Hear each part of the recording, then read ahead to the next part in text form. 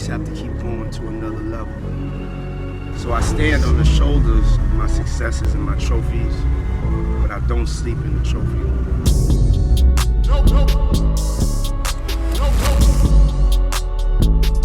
No sleep.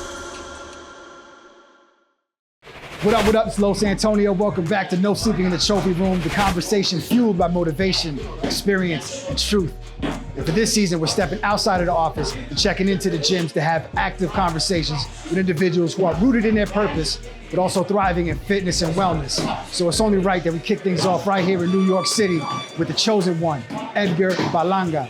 He's got a title fight next week in Vegas, and we're in here to see what's on his mind and what goes into his winning process. This is No Sleeping in the Trophy Room. Keep it locked.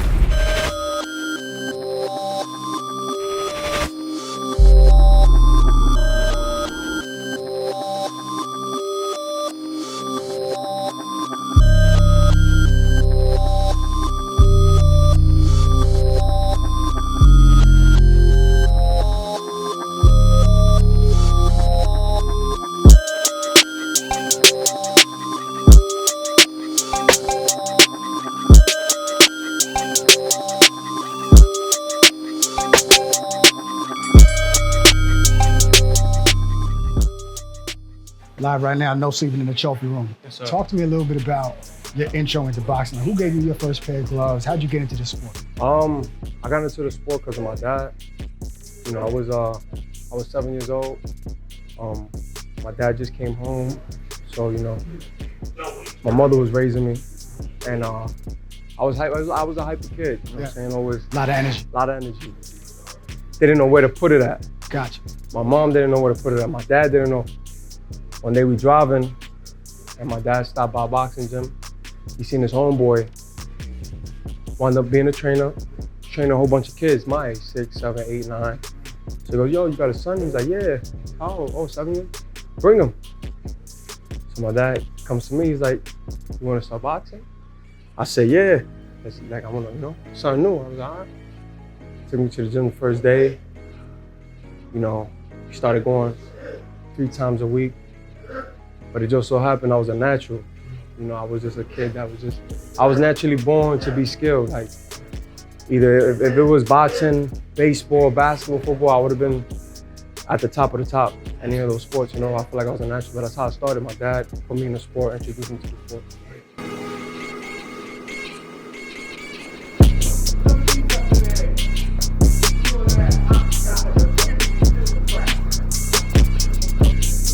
Hell yeah.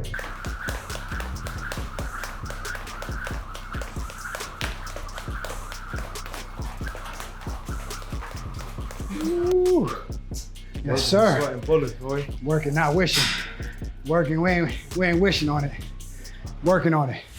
So when did you realize that, yo, this is like, that you could take this and go further? You know what I'm saying? Like, I'm sure the gym that you first went to was like around your way. Yeah. But when you realized like, yo, this could be a career, I could take this further than the block right now.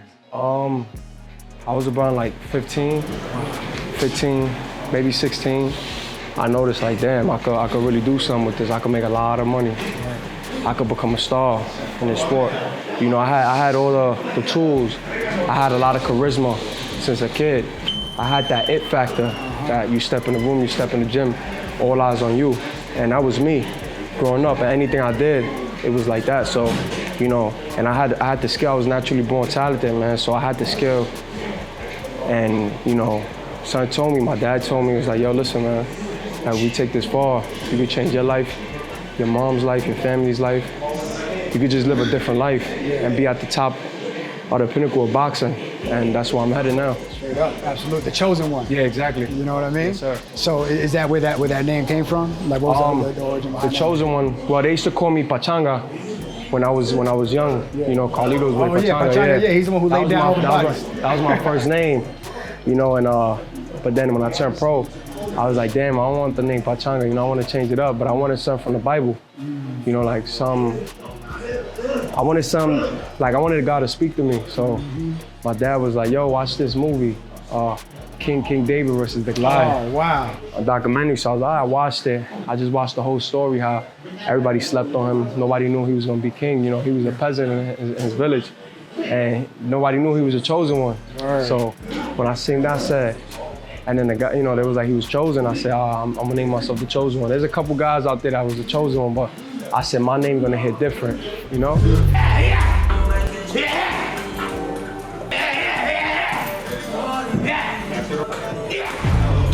And you got a big fight next week? Yeah, October 9th, baby, on ESPN. Yeah. The biggest fight of the card. I'm the biggest, well, I'm fighting on the biggest card of the year, Deontay Wilder versus Tyson Fury. So, you know, it's something big. You know, it's gonna be millions of viewers on there. You know, I'm the main event on ESPN, so it's gonna be something crazy. Man, and just talking about that, you're the main event, like everywhere you show up. You know, like, Yeah. I mean, whenever you fight, you bring the stars out. Yeah. You know, people are attracted to Edgar Berlanga and the energy that you bring to the building, to the ring, to the sport of boxing. What is it about you that you think that, you know, people just gravitate towards, you know? You know, it's weird, man, because a lot of these big, you know, I'm a celebrity, but, you know, there's levels to celebrity or something. You know what I'm saying? And I feel like for those type of guys, you know, the Lil Wayne, Fat Joe, the Tracy Morgans, Daddy Yankee, Anuel, like, the list goes on, man. Like, these people gravitate towards me. Like, it's a different type of love that I get from them. You know, I got these guys on a phone dial, you know, I call them whenever I want, they pick up, they guided me. You know, Fat Joe is one of my mentors.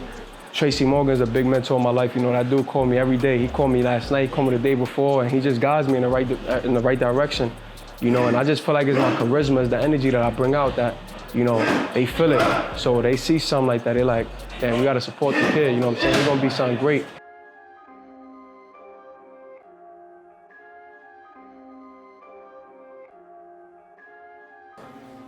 I'm already picturing a victory. Oh, yeah. I'm picturing it all. Wanna jump up on the ropes? I'm a fucking monster. Let's go, baby. I'm a fucking monster!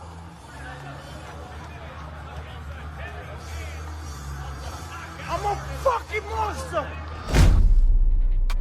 So, you know, when you're proving your ranks, you know, you're always proving people wrong, right? You're always proving people wrong that you are the better fighter, you deserve the bigger, better fight, right? What are some of the obstacles that you've gone through when trying to prove yourself to the next level? Like, you know, there's people that deal with haters, you deal with people who just don't believe, you deal with people who, you know, who really want to challenge you. What are some of the things that you've been through as you've been climbing the ranks to the top? You know, right now, all eyes on me, like Tupac said, you know, and I feel like that, you know, all eyes is on me right now, so I feel like I gotta perform to my best ability. You know, right now, I have a lot of haters, I have a lot of people saying, this dude, you know, he's a fluke, he's a guy, he don't have that type of punching power. You know, he's fighting tomato cans, he's fighting Uber drivers. You know, the list goes on, man, like with the haters, but it's all, you know what I noticed, man, in life, anyone that hates on a person that's becoming successful, they're always gonna have less than you. Because a person that has more than you will never talk bad about you because they focus on their own shit. You know, they focus on what they doing. Yeah. It's always the people that's home, that's eating McDonald's cheeseburgers and Big Macs with a belly out here, sitting down, you know, criticizing another person, man, and I feel like it's wrong. You know, I'm doing this for my family, you know, and for my loved ones, and, you know, I work very hard, been doing this for 18 years, and, you know, it wasn't an easy task, you know, it wasn't easy for me or my family, you know, we struggled, and we got to this point, man, and, you know, now it's a breaking point. Now, you know, I'm on the verge of becoming one of the biggest rising superstars in the sport of boxing. Go, Edgar. Big zone, baby, big zone. Let's get this work, baby. Let's get this work. Yeah, whoever said putting in work is easy, lied, baby. Ain't no sleeping in the trophy room. The man got fight week next week. He's in here showing us what it takes to be a champion, what it takes, you know, to come from the bottom and make it to the top. It's easy to get there, it's even harder to stay there. Let's go talk to the monster, man. Yo, Edgar, man. For anybody who's on their way up, man, we got 30 seconds. What's some advice you could give to any fighters on the way up trying to make it to where you at? Work hard, focus, discipline, keep your circle small and tight, and put God first. Let's get this work. Sure. So I want to talk to you about July 21st. Yes, sir. And what that date means to you, July 21st. Last year, obviously, you know, the pandemic hit. I was supposed to fight March 14th of last year at the Garden. I had Pop Smoke walking me out. May him rest in peace. He wound up dying 2 weeks before my fight. Yeah, so Pop Smoke was supposed to walk you out? Yeah, he was supposed to walk me out. Like we had that already settled and all that. And then he died. Rest in peace to Pop Smoke. And then the pandemic hit. Literally the day before my fight, they called off the fight saying that it was gonna be a New York State shutdown or whatnot, etc. So like last year, I knew it was gonna be my breaking out year. I knew I was gonna break out into becoming something huge and obviously win the 2020 Prospect of the Year, award globally, not just in the state of New York or not in the state, United States. Globally, I won 2020 Sports Illustrated Prospect of the Year. And yeah, man, but I manifest that, and I told my family that I was gonna blow up 2020. You mentioned something just now that's like really important. I feel like it's something that's important in my life, but I've seen something, obviously it's important in yours. You mentioned the word manifestation. You said you manifested all of this. Yeah. I want to know about, what's your relationship with manifestation and just how important is that in your process? Everything that's happening to me right now, I manifested, I prayed on it, and I believed it. Me becoming, the face of Puerto Rico, which I am. Talk that. I manifested, I said it. This was 2014 when I see Miguel Cotto fighting and I see the crowd going crazy. I told Pop Joe, this is gonna be us. It's gonna be us. We're gonna have the Madison Square Garden sold out. And that's the things that I do, man. I look at, all the, Warren Buffett, my man DJ Khaled, Fat Joe, Tracy Morgan, these type of guys, man, they successful. But, P. Diddy, another dude that I look at, I go on YouTube and I look at all his motivational speeches and everything, the things that he says, and it's just positivity. You just gotta speak good. When you speak good and you believe it, and you think about something and you go after it and you go 100 with no breaks, man, everything comes true. No.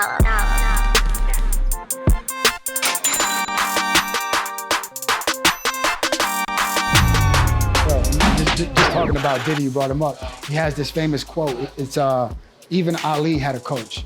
So I mean, you have an amazing coaching staff here, man. Like, what is it that you look for, that your father looks for in a coaching staff? You're a world-class fighter, so you can't just be training with anybody, man. So what is it that you look for in somebody who's bringing you to a W?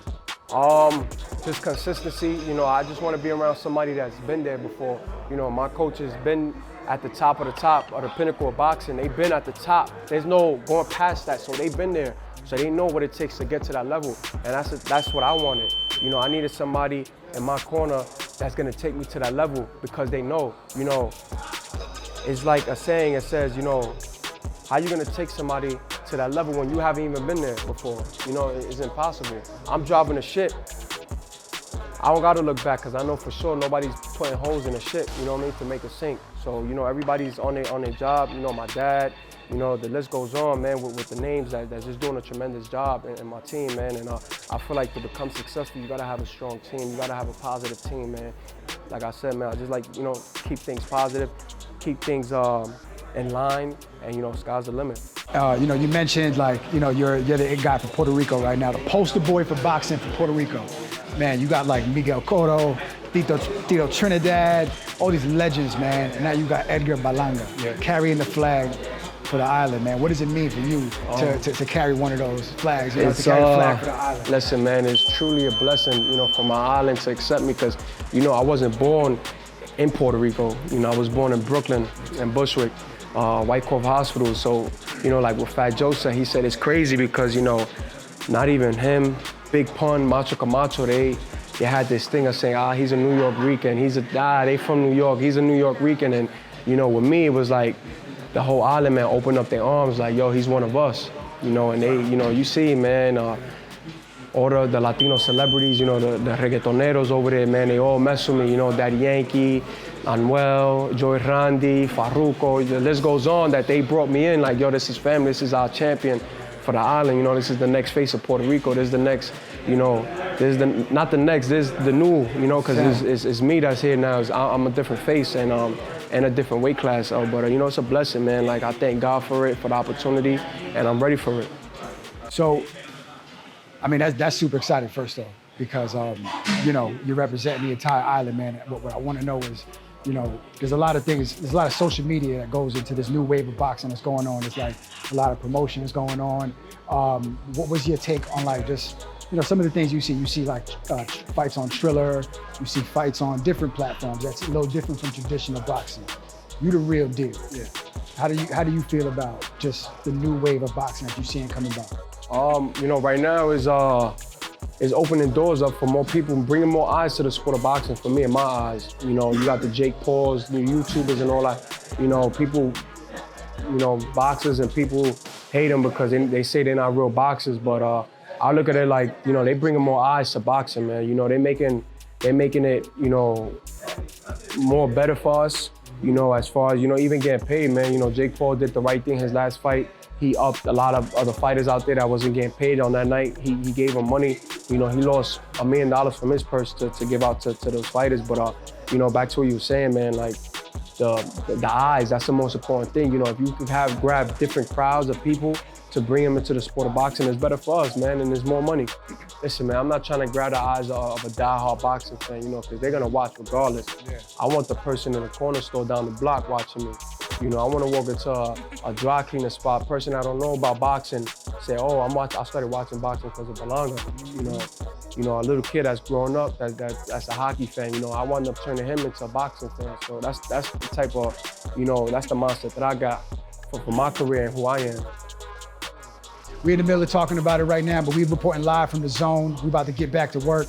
You know, Edgar got a whole lot of work to do. I'm gonna join him. Keep it locked. This is No Sleeping in the Trophy Room. Keep it locked right here, man. Let's get this work, baby. Let's get this work. So that's part one of our cardio for right now. Now we're going to go in the altitude chamber, which is about 9,000 feet. And we're going to do 30 seconds on, 30 seconds off, 10 rounds. Speed is going to be a minimum of 11 miles per hour. But again, we're in the altitude, so the lungs are going to be burning in there. All right, so we're live and direct, No Sleeping in the Trophy Room, coming to you live from a high altitude chamber. I'm here with Coach Scooter, the monster, the chosen one, Edgar Berlanga, and we're about to get into Tweets is Watching. So Edgar, I did my due diligence. I went on Twitter, I searched your name, saw what people were tweeting about you. I got a couple tweets right here. Would love to get what you think about what people had to say about the monster. Yeah.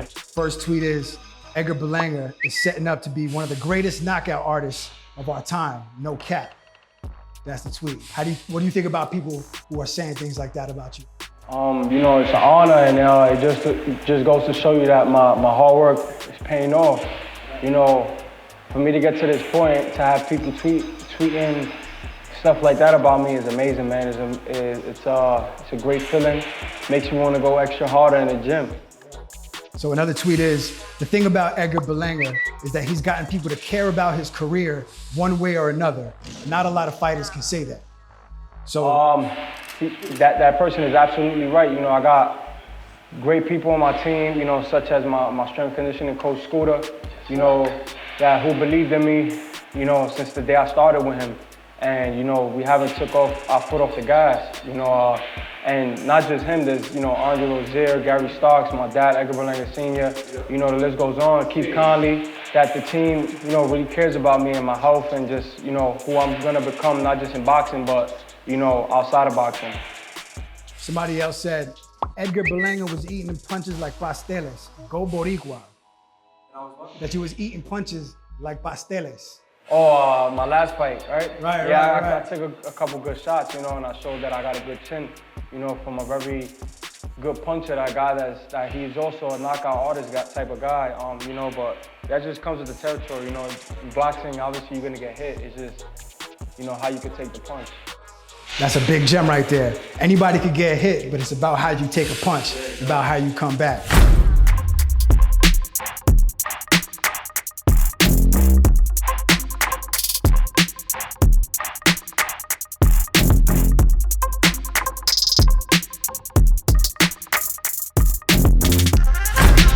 Working. 13 miles an hour, 13 right now. Going to 8:30.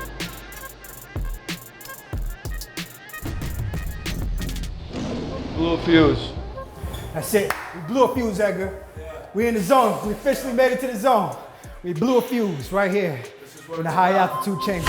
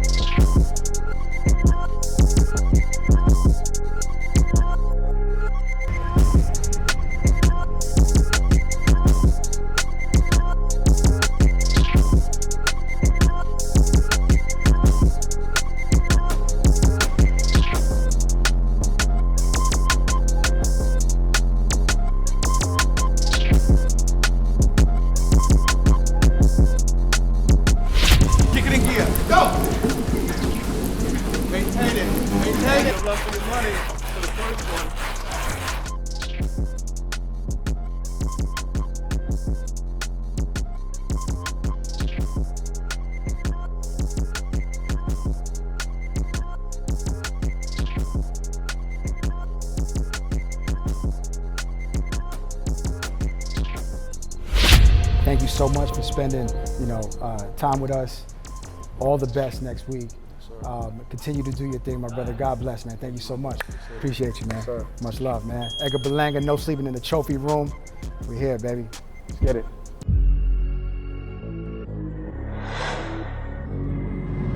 You always have to keep going to another level. So I stand on the shoulders of my successes and my trophies, but I don't sleep in the trophy room. Nope.